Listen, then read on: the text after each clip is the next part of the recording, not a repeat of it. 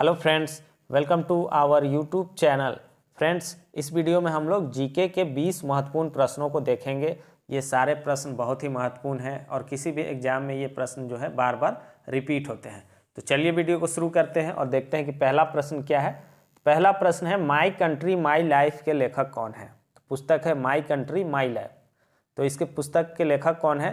तो सही आंसर हो जाएगा इसका लाल कृष्ण आडवाणी, यानी कि LK आडवाणी इस पुस्तक के लेखक हैं। इसके अलावा लाल कृष्ण आडवाणी जी की अन्य प्रमुख पुस्तकें हैं, जैसे कि नज़रबंद हो गया, लोकतंत्र हो गया, ये इनकी अन्य प्रमुख पुस्तकें हैं। अगला प्रश्न है, अबू धाबी किस देश की राजधानी है।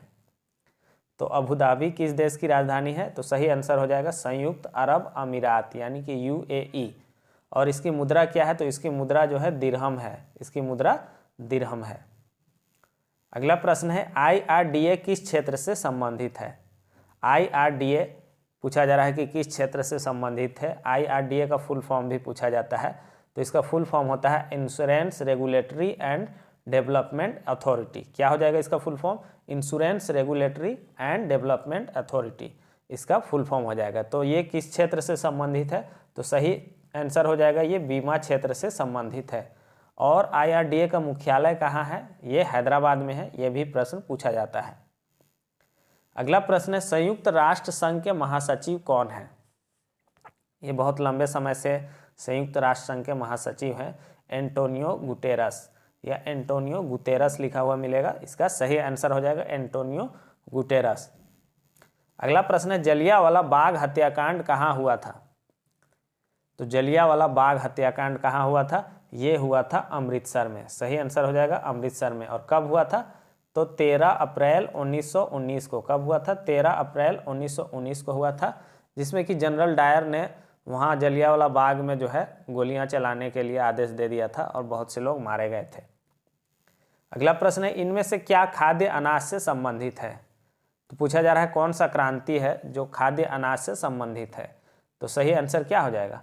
सही आंसर होगा इसका ऑप्शन ए, हरित क्रांति जो है खाद्य अनाज से संबंधित है। बाकी श्वेत क्रांति दूध से संबंधित है, गोल क्रांति आपका आलू से संबंधित है, लाल क्रांति आपका टमाटर से संबंधित है।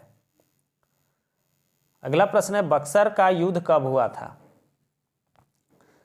बक्सर का युद्ध आजकल जो है डेट भी पूछ देता है। तो 22 अक्टूबर को हुआ था। कब? 1764 ईस्वी में। सही आंसर क्या हो जाएगा? 1764 ईस्वी में 22 अक्टूबर को। अगला प्रश्न है, इनमें से कौन सी भाषा इंडो आर्यन है। तो कौन सी भाषा इंडो आर्यन भाषा है? तो इसका सही आंसर हो जाएगा आपका ऑप्शन बी, सिंधी जो है इंडो आर्यन भाषा है। नेक्स्ट क्वेश्चन है, भारत में राष्ट्रीय पंचायती राज दिवस कब मनाया जाता है। बहुत बार पूछा जाता है। पंचायती राज दिवस जो है भारत में मनाया जाता है 24 अप्रैल को। सही आंसर क्या हो जाएगा? ऑप्शन डी, 24 अप्रैल को।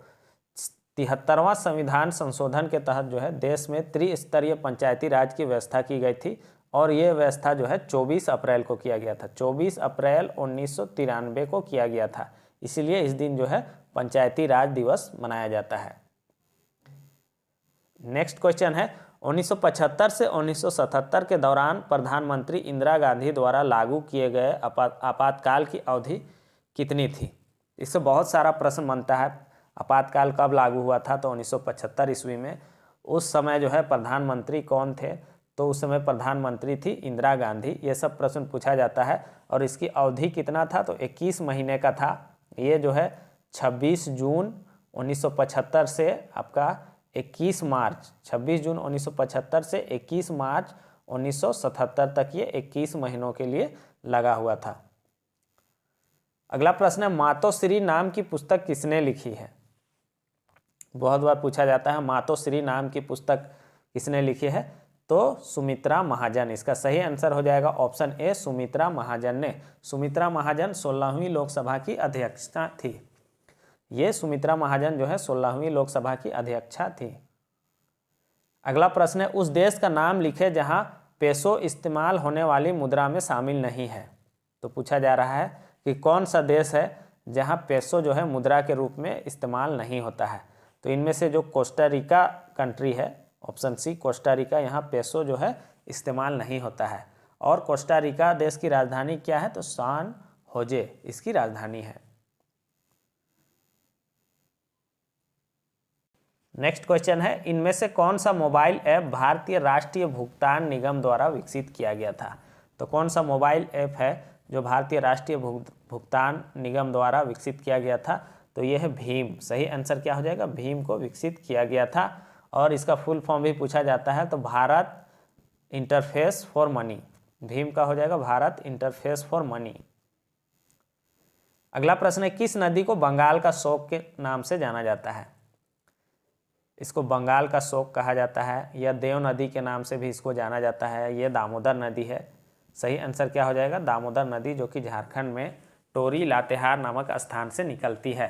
तो सही आंसर क्या हो जाएगा? बंगाल के शोक के नाम से किसको जाना जाता है? दामोदर नदी को। अगला प्रश्न है, हर वर्ष 7 अप्रैल को क्या महत्व है? यानी कि हर साल जो है 7 अप्रैल का क्या महत्व है?